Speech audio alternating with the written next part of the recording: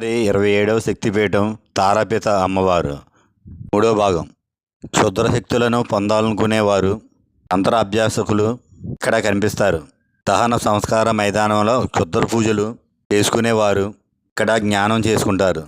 ఈ పీఠాన్ని సిద్ధపీఠంగా, అమ్మవారిని కోరిన కోరికలు తీర్చే తల్లిగా భక్తులు విశ్వసిస్తారు. భక్తుల పాపాలను తొలగించడానికి, వారి కోరికలు నెరవేర్చడానికి తారాపీఠ అమ్మవారు ప్రసిద్ధి చెందింది. ఎంతో గంభీరంగా చీర, వెండి కిరీటము ధరించి, నాలుకను బయటకు పెట్టి ఎర్రని సింధూరాన్ని ధరించి తారాపీఠ అమ్మవారు దర్శనం ఇస్తుంది.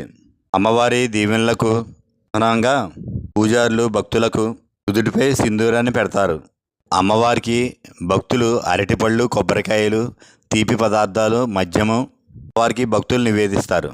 తర్వాత భాగం నెక్స్ట్ ఎపిసోడ్లో చూడండి. తారాపీఠ అమ్మవారికి జై. ఛానల్ సబ్స్క్రైబ్ చేయండి, లైక్ చేయండి, షేర్ చేయండి.